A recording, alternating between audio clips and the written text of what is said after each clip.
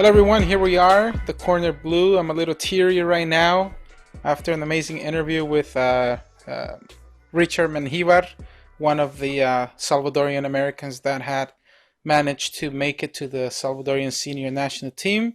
I'm Hugo Alvarado and I'm here with... Hi everybody, it's Andres over here.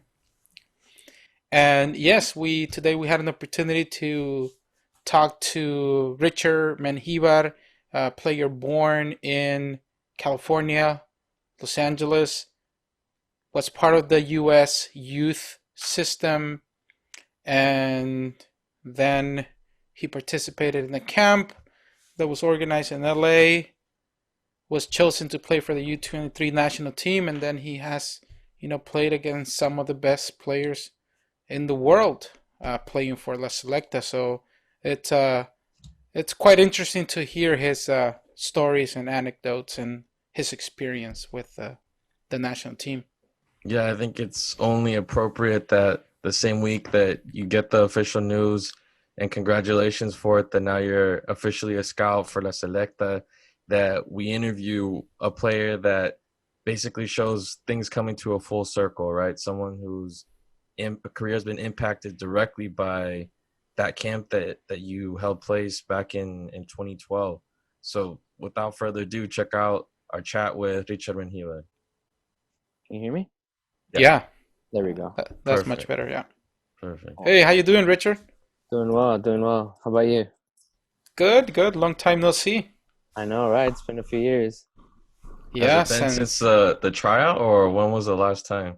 Since the camp, I think. Okay. I think so, yeah. I was trying to remember earlier, actually, and I think it's been, since like... I mean, I've seen you on TV, but not in person. Yeah, I mean, we follow each other on like Facebook and stuff like that. So, yeah. Yeah.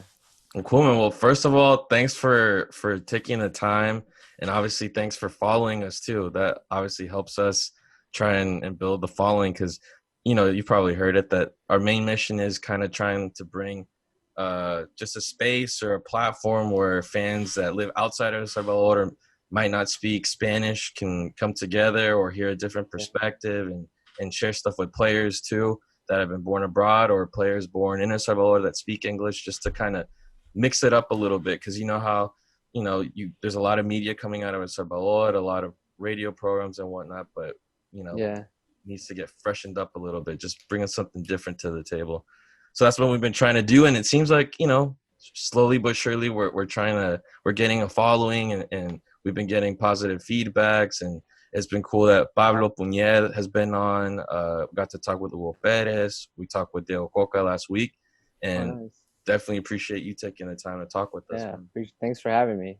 To start off, how have you been, man? How have you been handling the whole COVID situation? I know that back in April, things kind of went sour with Aguila. What have you been up to? Like, do you have plans of making a comeback in terms of playing pro? What's been going on? Yeah, for sure. So yeah, I mean, obviously the season ended earlier than expected for us in El Salvador, and my contract was only for a year, and then they basically closed down everything in El Salvador once the pandemic hit, and I was trying to make my way home because my wife was here in California, so obviously I wanted to be with her. It took a little bit, like a few weeks, and I managed to get on like a humanitarian flight, and got here, I want to say early May, late April. I can't remember when exactly, but just been here, trying to stay as safe as possible. It's been a little tricky. I have been trying to actively try to find a team. I was trying to do so more like a few months ago, but it was a little bit tricky because of the whole pandemic, obviously, and there was teams that were coming back, but for example, the USL had just started. They had like 3-4 games, and so their roster was completely full, so they weren't really looking for anything. So I thought, okay, maybe in a few games when teams start not doing so well, then maybe they'll start picking up players. So I try to stay ready, but It's been a little bit tricky, but at the same time, I haven't really been in a rush to find a team just because, you know, all this stuff is, you know, a little bit scary. And now, you know, we're expecting a kid in February. Oh wow, man! So Congrats, man. Yeah, we're same here except for Christmas. So no, I totally get it.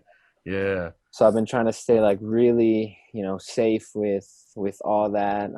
So I kind of like put it in God's hands. Said, you know, if a team comes knocking, well, then obviously I'm gonna take it. But you know, if nothing happens, then you know, it's no worries. I get to be here with my wife, and you know, I get to go to like the appointments with her and stuff like that. Although they don't let me go into the actual like appointments, but Yep. I hate that. yeah. Yeah. But you know, I'm with her in this process and helping her as much as she can, as much as I can. Cause it's been a little bit, you know, weird and different for us. So just yeah, basically here home, just trying to stay ready, trying to stay fit, and yeah, that's about it. Congratulations, Richard. I have two of my own. I have a 5-year-old and a 1 and 3 month old. Oh So wow, they're newborn, wow. definitely a handful, but worth it, Yeah, 100%. for sure. So, were you playing with Cal FC just a few months ago, or not? Because that's No, what I read at like on the internet. no, that was last year actually. Okay. I was playing with him, trying to stay fit for the Hmm. most part. Sort of same thing happened last year. I just couldn't find a contract that you know I thought was fair to me. So I ended up just you know trying to stay fit and training and playing with Cal FC. And then yeah, and then the opportunity with Aguila came, and I thought it was a pretty decent contract, so you know I accepted, and that was last August, like last July, basically. And how was that experience? Taking into consideration, obviously, that you spent most of your professional career in the U.S., with the exception of when you play for Blocos, right? Yeah. How did you go about preparing yourself, or just even being open to the possibility of playing in El Salvador, living there long term? What was that like? Well, I thought, you know, at some point, in my mind, I wanted to do it, just to say I did it, and then just to test myself and you know see what it was like. I think the level is really, really good. There's obviously all teams are fighting, and there's tons of pressure that the fans put on players, you know, to perform, you know, day in and day out. Just the little things that kind of upset me were like logistics and you know infrastructure. Obviously it's not compared here to the US, but you know I think that's something that you know the league lacks, just like something as simple as like finding a good training facility. I think you know it's a bit tough, and I think players definitely deserve better than that because there's so much talent there.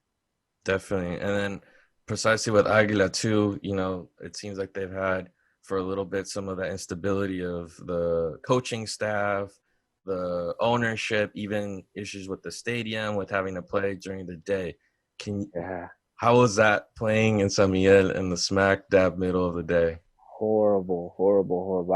I could not get used to it. I could not get used to it. It's just I can't even describe it. It was just so hot. And if it wasn't for like those water breaks that you know, I don't even know how I performed or like how any of the players performed. It's just so hot. It's so draining. It makes you tired. The first like 10-15 minutes, even for us that we train there every day, it's like a little bit of an adjustment period, and then you kind of like get the adrenaline going, you know, get the blood flowing and stuff like that, and we kind of find our groove. And I think you know it's definitely an advantage, obviously, for Aguila because teams coming from San Salvador and everywhere else, you know, it's a bit of a struggle, but I felt like you know it's definitely very tough. Took me a while, even just regular days. Um, like when we weren't practicing or playing, just adjusting to the climate. Like I didn't want to leave the house. I just wanted to stay in the AC like all the time. And it was different, but I liked that. I enjoyed it. In terms of the culture or just for the experience, right, as a person, what are some of the things that you take away from being able to move to El Salvador for a prolonged amount of time? Um, I think San Miguel was very nice. It was very calm. There's like a life, like a family life that you can establish there. It's a bunch of like restaurants that our teammates and I would go to. And then obviously the passionate fans, like talking about soccer, they were there even in the heat with us, and that's something that I appreciated very much. But yeah, I mean, my wife wasn't there with me because she stayed here working. She has a job here. But yeah, so the fans are amazing, and I really enjoyed the city. And in terms of the injury, so you're good now. That's not an issue for you right now. Yeah, no, I'm good. Yeah, it's something that's so weird because I had never been injured, so consecutively in my whole career. I got injured in 2014 when I was in San Antonio, and I think that was like my last injury. And then to have it back to back and something that wasn't even, uh, it wasn't like a small injury. It was my knee. It was like my MCL. I had torn it, but luckily it wasn't where I didn't need surgery. And then I torn my hamstring too during practice, which it was I couldn't believe it. It had Just a never freak happened to me. accident.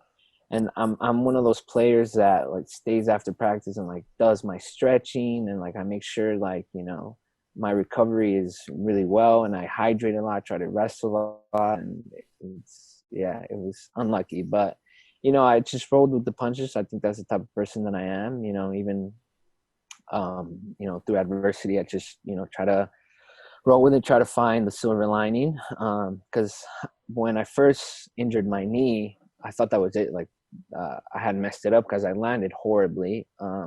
And I thought, for sure I did my knee and I was going to be out for the season. And I was really upset about it, that day. But then on the way home from Chalate, I was like, it is what it is. And whatever happens, we're just going to have to deal with it. And luckily, within, I think it was like 6 weeks, I was already back to like training and playing. Nice. Well, you got any other questions? Mostly, what I like to know, you've built a career in the U.S., mostly in the USL and ASL, which I've always said that in terms of infrastructure, they're like way ahead of El Salvador, and also level. I mean, we've seen Salvadorian first division teams come here to the U.S. and play PDL teams in some occasions and lose to PDL teams. So, in your experience, what was the main difference between like USL level and playing in the Salvadorian First Division? Would you say the one is higher in level than the other one, or maybe USL is a little bit more athletic, more physical? What do you make of it? Um, I, that's a good question because I've thought about this myself as well. I think it is physical in the sense where you're closed down a lot faster. There's a lot more pressure. You have super athletic players that are strong and tall, and I think obviously a regular Salvadorian player is kind of like my height, like medium built. um, and I saw that even in El Salvador when we played foreigners, where they were just a little bit quicker and bigger, stronger, like the defender on our team, Felipe. He's a big dude, and obviously his size would just basically dominate attackers. So I think the biggest difference, with like the USL and ASL, it's just you get closed down a little bit faster, but at the same time, it has a, the infrastructure, the fields have a huge impact. In the USL, the NASL, obviously the ball rolls how it's supposed to roll. They wet the pitches all the time, so players are used to like zipping it a little bit quicker. And for example, in San Miguel, when it's 90 degrees, 100 degrees, it's super dry out. The ball just moves a lot slower, so players don't necessarily need to, close them down, or they're too tired or too hot to even make those spaces shorter. So it looks like, players have a little bit more time. But what I would say about the Salvadorian playing the Salvadorian league is that they're very technical. They're very clever. Their soccer IQ is, I think above where the NASL and at that level. Because, they use their skill, their technique to make up for their lack of physicality, basically. Yeah, that's something that's traditional to Salvadoran soccer. Is you got to find your weapons where you have them. You can't make them up from thin air. Exactly. And in terms of the league, or what are some of the cultural idiosyncrasies, or like the random funny stories or things that you would have never thought you would have experienced that are highly memorable and that obviously you carry with you from that experience? Is there anything, just a random anecdote that sticks out from your time out there? I definitely had a good time hanging out with Diego Coca and Mira when he was there, and Marlon Trejo. They were the guys I mostly hung out with, and it just the differences, like you say, in like humor. It kind of took me a while to adjust, I guess you can say, but they're funny dudes. They like to mess around with each other and like banter and talk a little trash here and there, and call each other like fat, or make fun of them. Like, if, for example, during practice, if like the coach would say something about that player, like to correct or whatever, it would just like become this huge thing, like, oh, like, you're this player, like you suck. And I don't know, it's it was fun. I really enjoyed it, and those guys really made me feel like I was at home, because most of my family lives in San Salvador, so I wasn't really with them. It was just basically me and the guys, so it was fun to be around them. That's cool, man. And prior to this experience in San Miguel, how much time had you spent in El Salvador, not necessarily due to soccer duties, did you travel a lot to the country as a kid, or how much was your exposure to the culture and the country growing up? Yeah, for sure. I think, my first flight to El Salvador was when I was maybe 4 years old. And then every other year, I would travel with my family, at least, 2 weeks, 3 weeks, sometimes 6 weeks. We would spend Semana Santa with them, or, las fiestas navideñas or whatever. So I feel like it was like part of, a thing growing up, like, oh, we're going to go to El Salvador this year. And we get to see my grandparents, or like my uncles, my cousins, and stuff like that. So I feel like I'm very, used to the culture and the food, and, I know my way around, because I've been there so many times. So I think in that sense, it was like pretty easy to adjust to. But I had never been to San Miguel. I think I've been there once, but I think it would just pass by and then went somewhere else. So you grew up basically, with a pretty strong connection then, and things were familiar to you. But at any point, did you think, I'm going to actually be living and working in El Salvador? Like, as a kid, would that ever cross your mind at all? Or that's something you No, pondered about soccer-wise? no. Soccer wise, in my head, it was always like, I may be here in the U.S., maybe like USL and ASL, but my goal's always been like MLS, and obviously, hopefully, Europe. And I still have that dream, even though it's been a little bit harder. But obviously, I still want to pursue that. But never did I think, I'm gonna play in El Salvador, even for like the national team, for example. And I think, it's something that I appreciate, especially Hugo, because he helped me out with that, and I think if it wasn't for him, I wouldn't, have played versus the players that I've played against. And it's something that, super awesome and amazing that I'm always going to take with me. Thank you, Rich. I mean, I wasn't thinking about that right now. It's just we can talk about that a little later. But I wanted to focus on your goals. What you were talking Okay. about playing in MLS.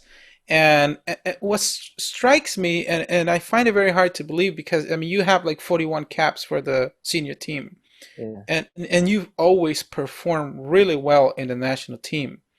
And then I see that your last uh, team in the USL, Pan FC, you played a lot of games Mm-hmm. with them.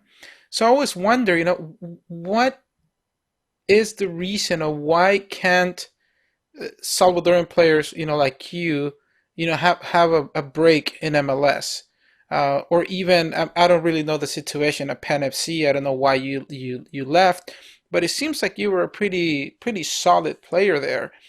So when you made the move to Aguila, I mean, I obviously see the benefits. You're closer to the national team. The coaches are there. They can see you play every weekend. But it seems like your career was going really well in the USL. Can you speak more to that, and why you think that maybe your contract ended and nobody in the USL offered you a contract, or even like Philadelphia Union or something? Like I always sometimes you have players that don't play much, and obviously it makes sense that they don't continue in the team, but you were a solid player for Pan FC. Yeah. So this is something that, I think about a lot, actually, because sometimes, I think at least I deserve like one shot. And if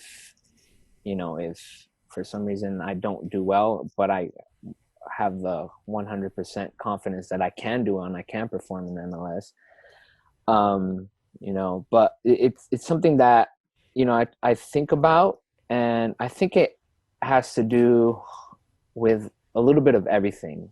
Because like you said, when I was in Penn FC, I did well. And I think that was like one of the seasons where I had the most like stats. I think I had like 8 or 9 assists, and I played like 95% of the games.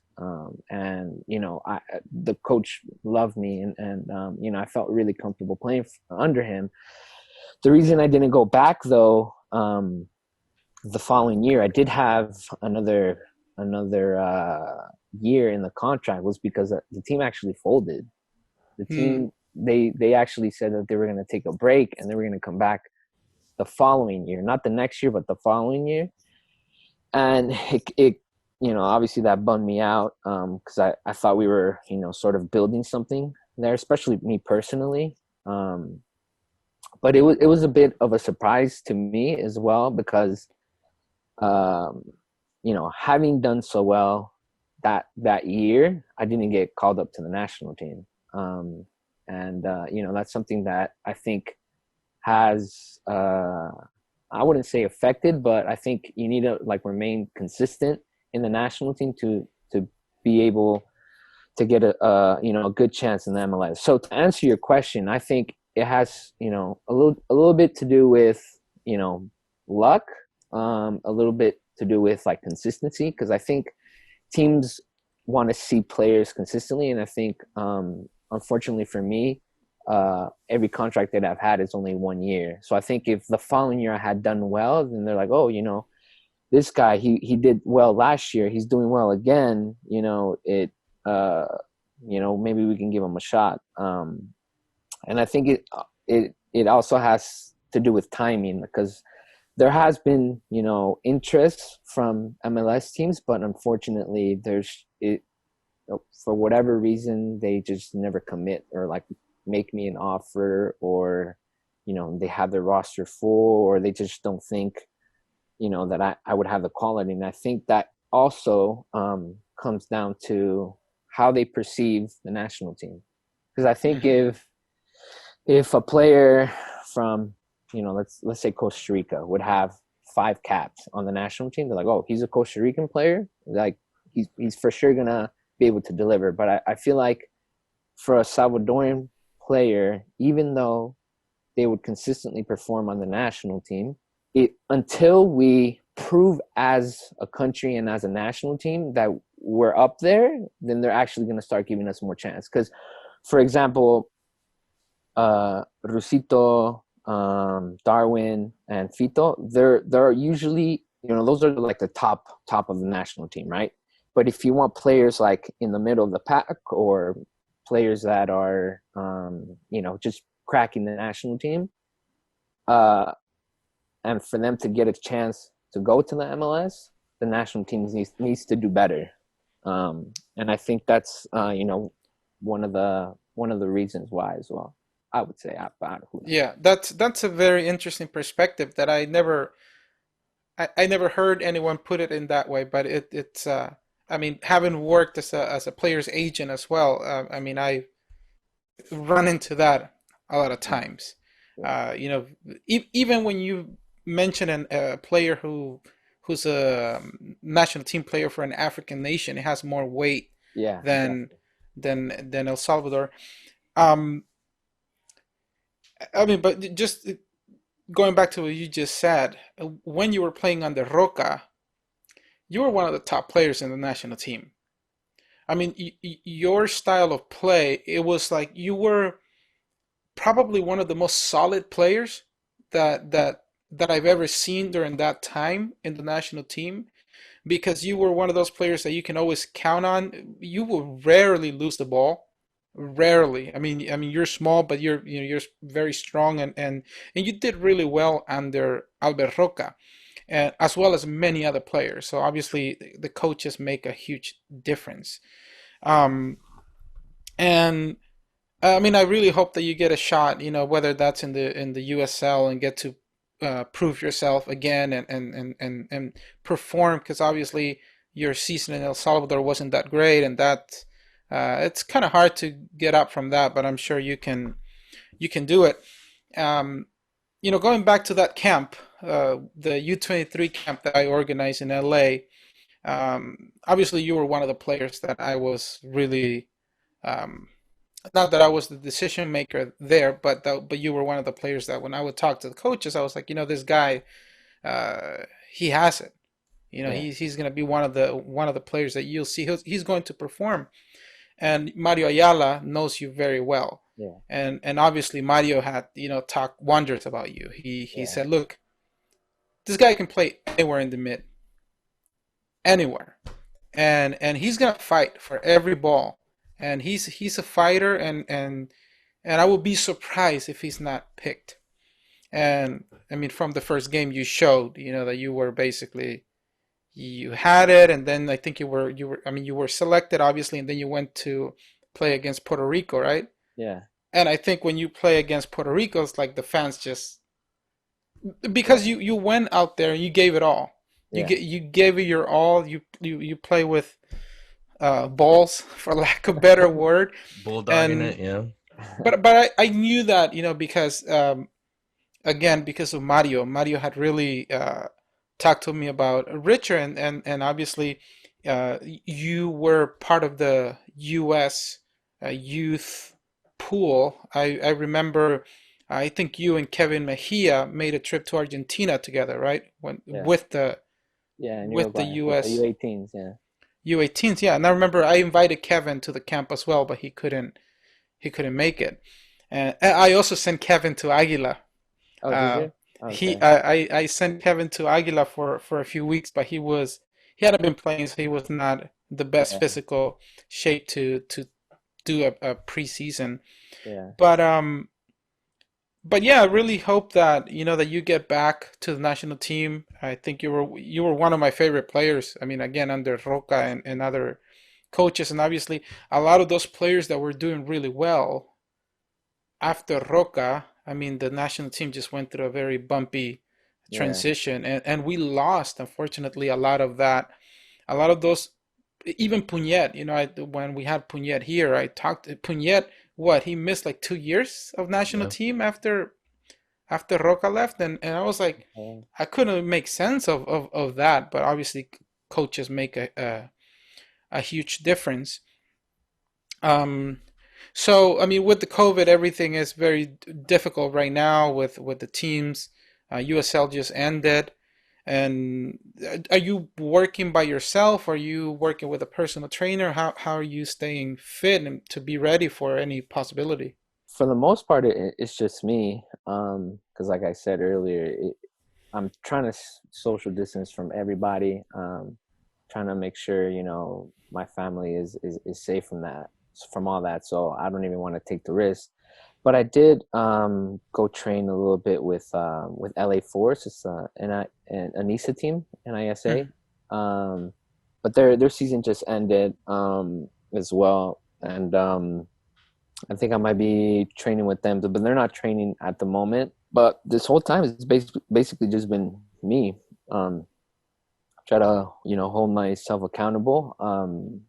Sometimes the motivation isn't quite there because obviously it's not the same training with the team or with other players, and try to make sure that I try to work out. But I think these next few months are going to be important because obviously teams start in January, so I think I got some good time to make sure I'm ready for the next season, and that's the goal. And I pretty confident that I'll be able to find a team and hopefully get back to the level that I was at. Definitely. No, and I think it's totally valid, your strategy, especially with the situation your family's going through. That in theory, you're only taking what, like a semester off because no one really played the first semester. Yeah, So yeah, I totally commend your positive vibe and outlook on it, man. Like that's very admirable, and sure. we hope the best for you because yeah, hopefully we can see you back with La Selecta. Like, have you had any type of contact at all with De Los Cobos since he took the helm? He well, not him personally, but obviously I know Coches. He contacted me when I was with Penn FC, and I think they were gonna have a game. I think it was the game leading up to Brazil, or that week. He had messaged me, and he was like, "Hey, how you doing?" I was like, "Please tell me, you're calling me up to the Brazil game because I would love to go." And he said, "Yeah, well, that's the idea." And he's like, "But can you be here for like a few weeks?" And I'm like, "A few weeks?" And if I'm not mistaken, I think this was during the summer when in El Salvador there's no league during the summer, but here in the U.S. we're like mid tournament, And I was like, I can't. Like I can go, and I'm sure my coach will let me go for, I don't know, a week or two, but I can't go for like a month. I can't go for three. Especially the amount of games that I was playing at the time, and the role that I had taken on the team. The coach really counted on me to lead the team, and to help him, try to win as many games as we could. And then I told him that, and then I never heard from him again up until I was with Aguila. It like I said earlier, it has a lot to do with timing, and I was doing well. This year, like January, February, I got injured. I came back. I did really well again.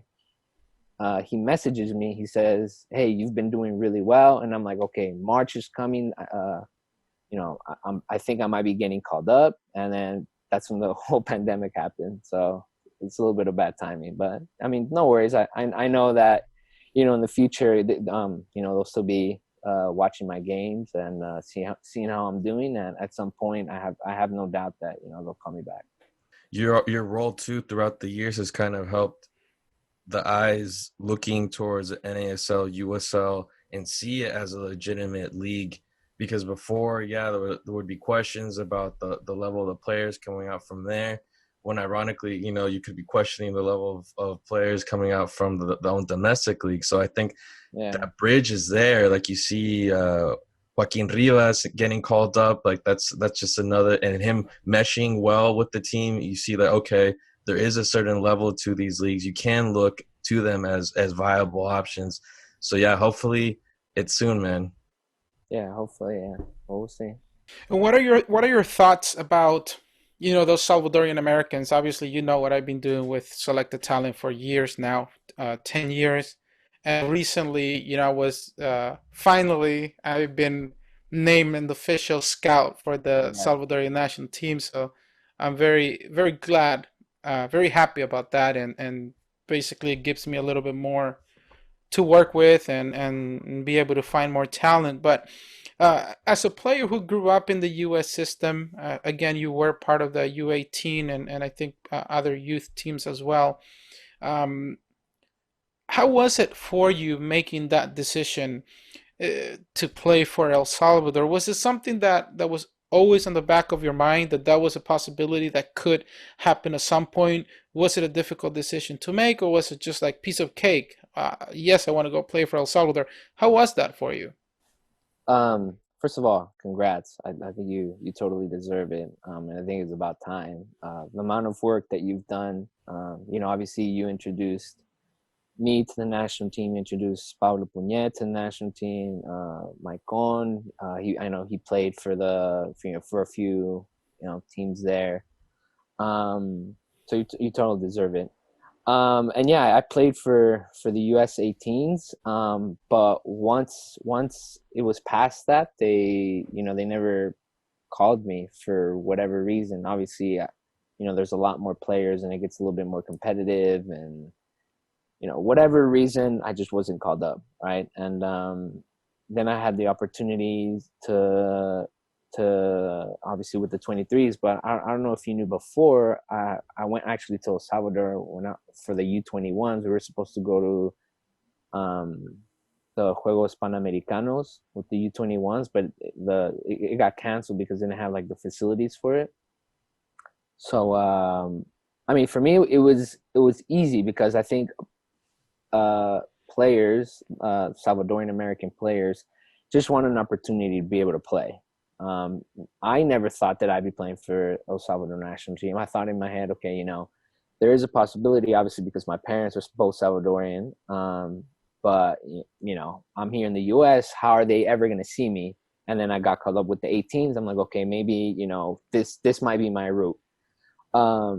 But then obviously the 23s came, and I said, this is a good opportunity, play the pre-Olympics. Like, who wouldn't want to be able to compete, in the pre-Olympics, and then, hopefully the Olympics. And, obviously we unfortunately we didn't make it, but, I thought, that opened the door for so many things. I think my performance there opened the door even to the national team, because I don't think they saw a game when I went to Denmark. I don't think they saw one game of mine, but I think they just knew the level that I was at, that they actually called me up to the national team, which was, like a year or two after that. And yeah, but I wouldn't change it for the world. Obviously, it was just because I've had such awesome experiences playing three gold cups, World Cup qualifiers, playing national teams like Spain, Argentina, Colombia. Just I wouldn't change it. So yeah. So what would you say to a Salvadorian American who's like, kind of in between? I don't know what to do. I have this possibility of playing for El Salvador, because just like your story, we've seen it many times. Yeah. Salvadorian Americans being called to the U18s, up to the U20s, and then after that, it kind of like starts to Yeah. disappear. So what would you say? I mean, obviously, you just described a very positive experience. So, what would you say to players that are in a similar situation as you were back then? Yeah, I mean, we can give countless of examples, right?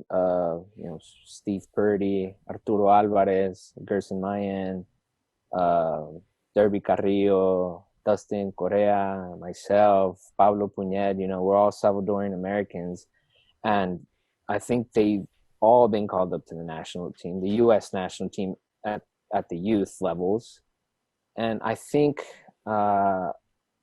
For some reason, Salvadorian Americans aren't making that last jump to the full men's national team.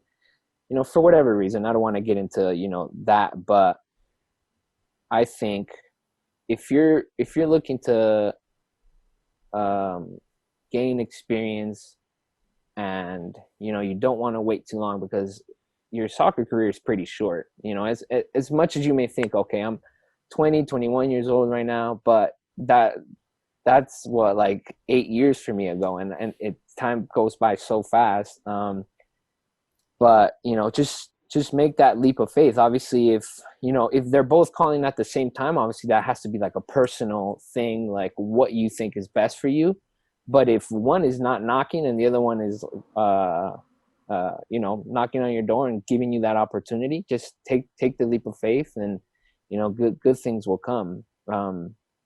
Obviously, like I said, playing with the national team is at a different level than it would be playing in the Salvadorian League or the USL, NASL, whatever. So yeah, I think just obviously take that leap of faith if they're knocking.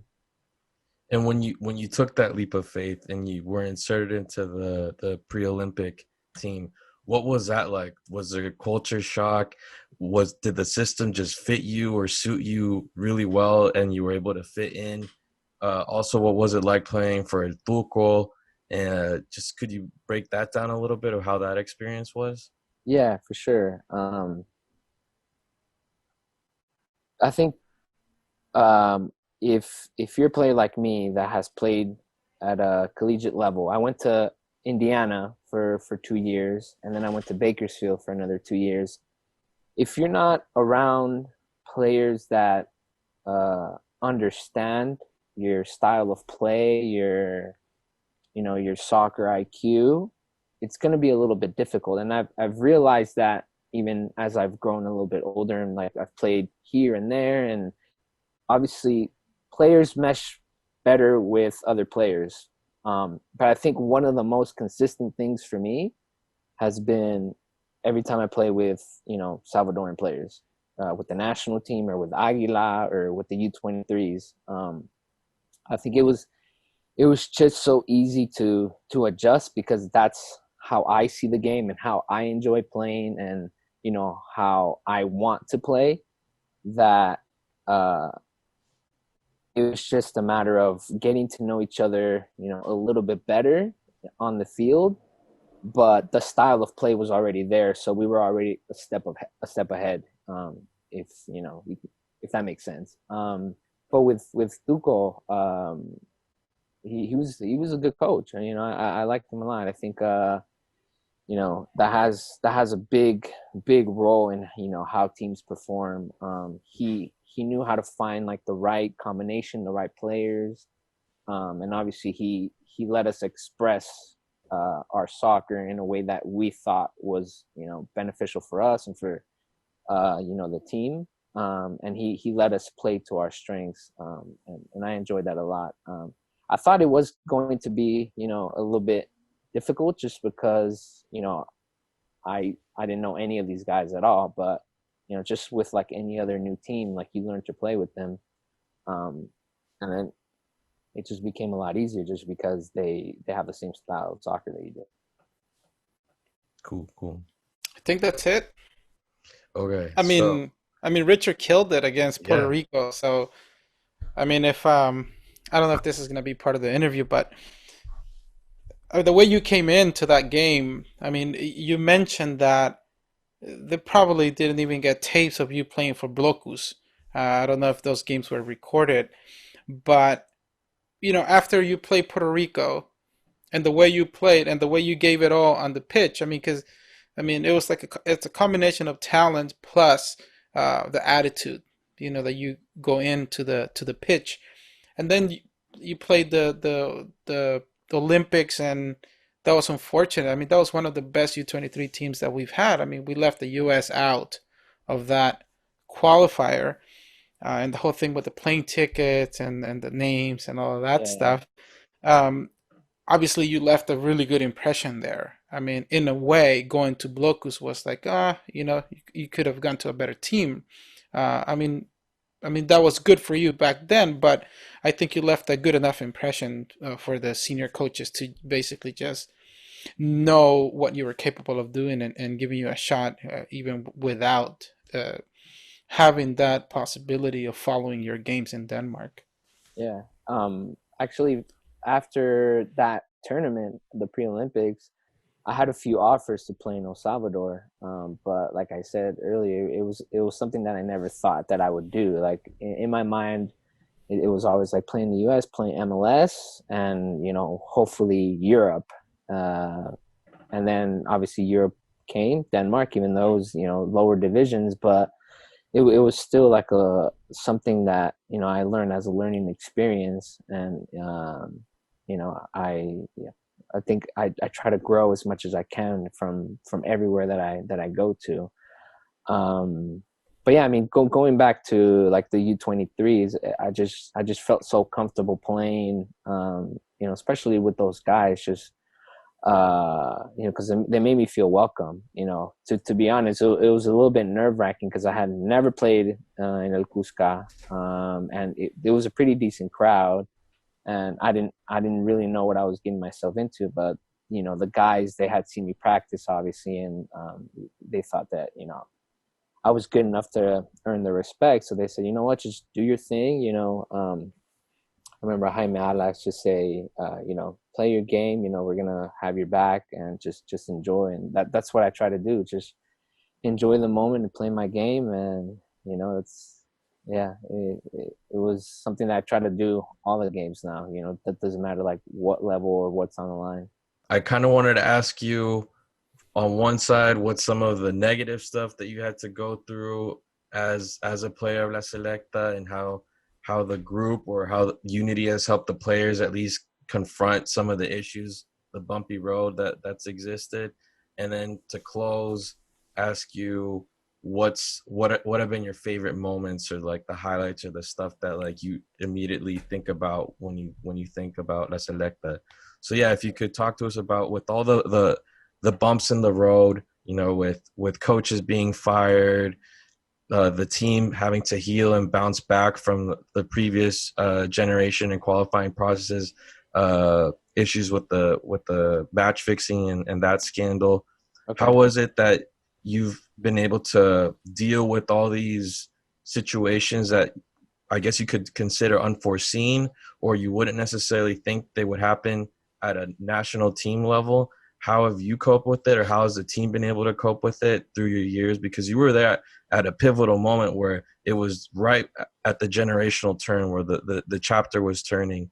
Could you Yeah. talk about what that was like? Maybe was there extra weight or not, or what was going through you guys' minds during that situation? Yeah, for sure. So to answer, the whole match fixing thing, I was first called up to the national team in 2013, um, and I think it might have been that year where that whole scandal happened. And we had actually heard rumors before that that there might be like match fixing, but I had never been called up to the national team. And I was going into my first Gold Cup, and I said, do I want to be a part of this? Like, do I want to be, like miss a Gold Cup because there's possible like match fixing, or do I see, do I play it, and hopefully there's no match fixing.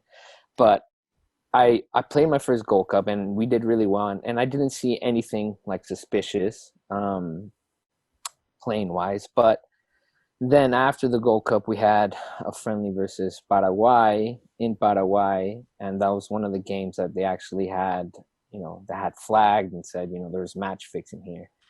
And I remember thinking during that game, it was a little bit strange the way we were getting broken down. Just like simple plays that were played over the top, and our defenders could have headed it, and just we could have gone to the attack. But it sort of seemed like they would duck and then like let the other player receive the ball, and then obviously we'd have to like sprint back and defend. So I thought that was a little bit strange, and then it sort of all just culminated into that, and into Victor Turcios is coming out and saying, this is what's happening. And it was a little bit tough, obviously, because we didn't know what was going to happen with the there was instability. We would have to earn the trust of the fans again, and we would have to basically rebuild. And I think the fans don't really understand like a rebuilding and a building process of a national team. They think, okay, these are the best players in the league and in our country. They should be able to train once or twice and then play one game and then just be able to perform. But it's not really like that. You have to play with the players, a few games and sort of understand, how they like to play, where, if they like the ball to feed or into space, and how they defend, and like what kind of, how you can push them, or, how you can, some players are a little bit more, aggressive and a little like, loser, throw tantrums in the game, so how to calm them down and stuff like that.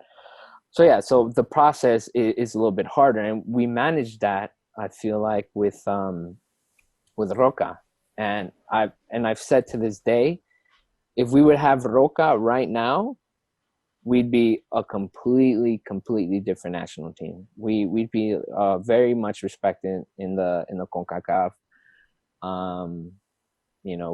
Last World Cup qualifiers, we would have been in the hexagonal 100%. I have no doubt in my mind. And then obviously it was a little bit tough because then we had to adjust to El Primi, and obviously the level of coaching. I don't want to like bash any coaches, but obviously Roca for me has been the best coach I've ever had. I learned so much from him, and I think, you said it before, like the level that I was at when I was with him, I felt like it was one of like my highest levels that I've ever been, just because he broke down the game so well and so easy, and he gave you the confidence to be able to perform and do your thing. I think he's been one of the best coaches that I've had. And then you have to go with El Primi, and then there's another like sort of like match fixing scandal leading up to Canada, where that guy told us, if we tie, I can't remember what it was, but we were like, we don't want to be any part of this. So the whole team there, and this was obviously like a new batch. It wasn't like the older players, like the old guard. Yeah, like I don't want to name names, but it was a new batch. It was mostly the under 23s that were in the pre-Olympics, plus like a few other players. And we said we don't want to be that team. We don't want to lose the confidence that the fans have in us. And so we had a meeting. We said, what do we do? What do we do? Like this, like if this comes back and like we like someone says that we didn't say anything, it could like come back and hurt us. So that's when we had that press conference. I believe we were in Canada at the time, in Vancouver. And we basically had that press conference saying, this is what happened. This guy came up to us and said, if we get incentives, if we lose, if we tie, whatever. And it's been tough, having to adjust that, because then after that, we got another coach after Primi left. We got Profe Lara, and he was a good coach too. And then I think we were starting to rebuild that sort of chemistry, team culture again. And then obviously they just cut the process, cut the the years that we've been working. And I think that's one of the things that has been hurting the national team. And they actually figured it out now with De Los Cobos, that they've actually given them a few years to work. And I think, for the most part, the team has been doing well. Unfortunately, I haven't been a part of that. But, I think as a Salvadorian national team fan, you could appreciate that, at least the process is continuing, and he has his ideas, and the players are sort of understanding it a little bit more. And, the more you play together, the more you understand the philosophy, the more you, gel as a team, and, you start performing well, because, believe it or not, that those little things, make a huge difference in the game. Because when we were under El Primi, we didn't have that gel. We didn't really believe in the coach. We were a little upset with, the federation, just because, at the time, we had that problem where I got suspended, for example, because we were asking for better care, basically better hotels, better food, water. Because, for example, when I went to Curacao, I've done this interview a few times. I got there and I didn't have any water. The beds were like rock hard. Derby didn't even fit in the bed. It was just like Damn. super small. And when we played Curacao at home, they would give us like little teeny plates and stuff, and like players would be hungry. We had to order more food. We would call Olive Garden to come deliver to our hotel, just so we could eat, so we won't be hungry come game time. And this is some of the stuff that was going on. And what hurt us was that Primi didn't have our backs on that. He was sort of siding with the federation, and I think that's when like everything went bad. Obviously, with the results, you can see why. Like we didn't beat Canada. Obviously, we lost to Honduras, and then and we had lost to Mexico too. Yeah, but Mexico.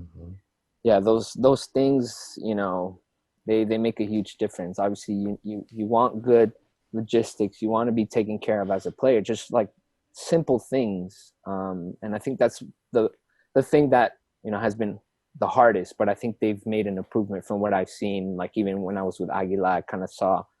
I would talk to players. I would go to the national team, like, oh, this and that, and I was like, okay, well, that's good. They've improved, and they've improved, their facilities.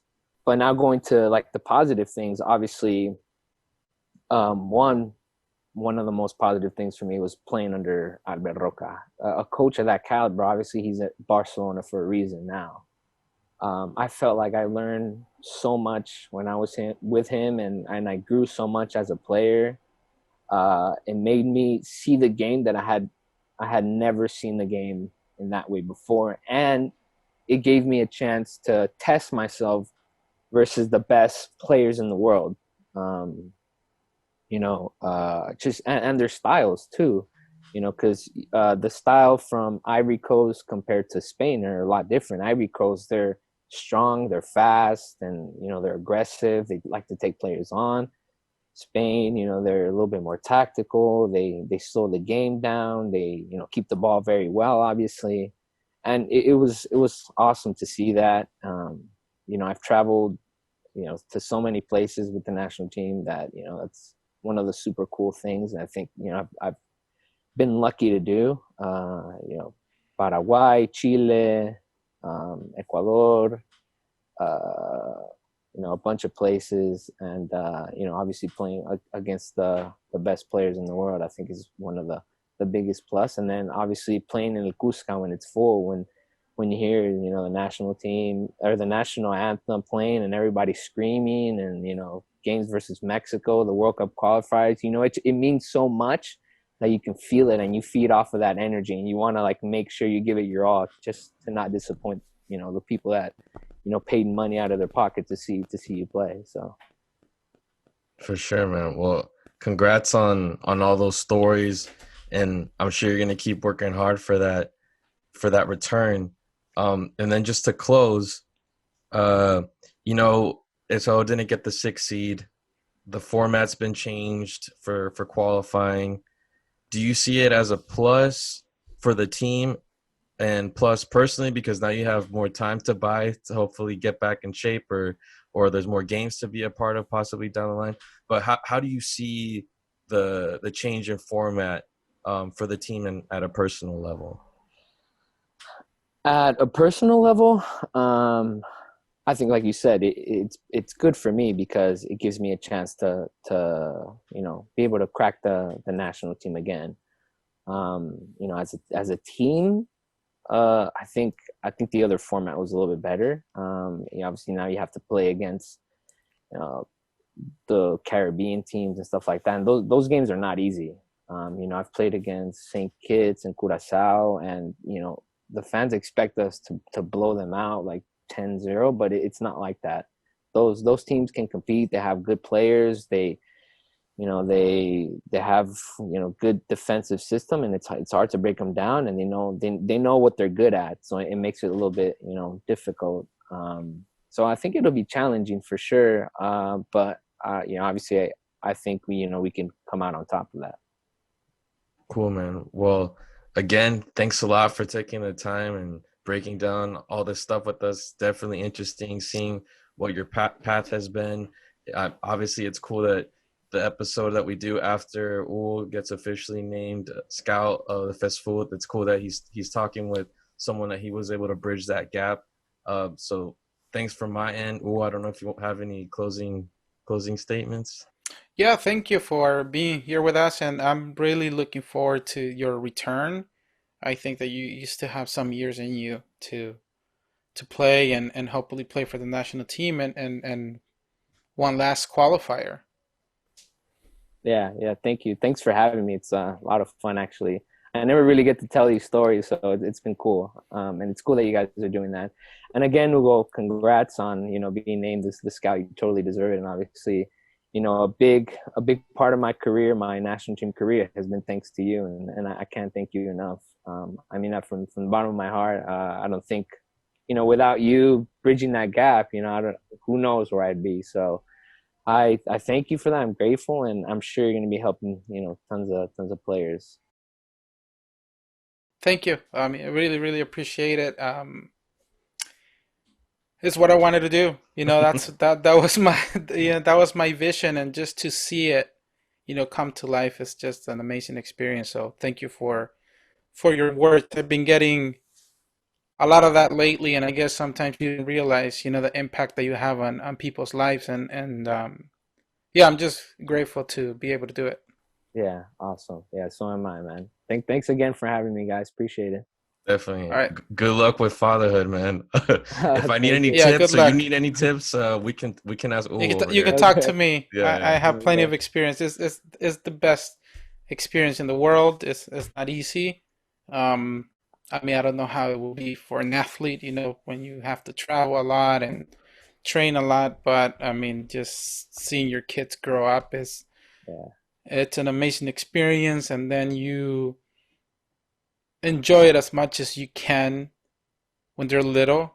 Yeah. I think every stage is amazing, but time flies, and then suddenly you're gonna realize that they need you less and less, and then you kind of start missing those days when they were babies, and they kind of rely on you for everything, taking for a walk, and now they just want to open the door and just go out. So enjoy. It's the best experience. Awesome. Yeah, I'm looking forward to it for sure. And let me know when this goes live. Tag me. I'll share it. I'm definitely looking forward to it, and I'll definitely keep up with you guys. See your other interviews. So congrats on starting this. Thank you. Awesome. Well, that was a great chat with Richard. It's been very interesting being able to talk to him about his anecdotes and being able to open up on the ups and downs that he's had, but also those feelings of gratification of how important being able to play for La Selecta has been for him at a professional level, at a personal level. And what better way of feeling that appreciation than, a player that you helped bridge that gap, basically thanking you for, what you do. It's it's always an amazing feeling. I think there's been a lot more being expressed lately for what I've done, and to me it's like my dream was always finding a way to help the national team. And now when you get to see that on top of helping your national team in some way, that you have also created this had a huge impact in someone's career and someone's life. It's gratifying to see that, and I'm just grateful that I get to do it, and I want to continue doing it. Yeah, because I bet it's not every day that you have someone coming up to you being like, look, thank you. You've had this type of impact, so it must be great that you reach this milestone, but then you're also able to look back and have that retrospective moment and seeing the fruits of it. I always look back to that camp. It was interesting because I had a job, I had a full-time job, and some of the games were against LMU, Loyola Marymount University in Los Angeles, and basically that university was about a mile away from my Perfect. office where I worked. So Perfect. I literally remember telling my boss, I'm going to take a 2-hour lunch break today, because I was like the guy organizing this huge thing with players from all over the world, and yet I felt like I had to hide something. I felt like I couldn't, fully disclose that that I had this project going on to create Selecta talent. And I remember, taking that long break, and then on one of the games, unfortunately, one of the players breaking his leg, the Italian player, Oliver Carranza. And that really impacted me in a big way, because although I was very happy for finally creating this camp and being a successful camp, that was like a big stain. I saw him getting tackled and his leg being broken in front of me. Ouch. And that's like the last thing you want to see when you're like responsible for organizing this thing. Mm-hmm. And taking him to the hospital and the emergency room and doing the whole thing to sending him back to Italy to get treatment over there. So did you keep your job at the end of the day? I did, yes. I did. The injury happened on a game on a weekend, I think. Okay. So, but the reason I'm saying that is because that really had an impact in my life. To the point where honestly, I don't want to say that I thought of quitting necessarily, but I did, thought about taking a break for a while. Because I didn't know if I wanted to carry that type of responsibility, because I definitely felt responsible for all of the players who were there at that camp. So circling back to see a player like Richard, who was part of that camp, who was selected in that camp, who played against Argentina, Spain, Ivory Coast, and travel all over the world with the national team, and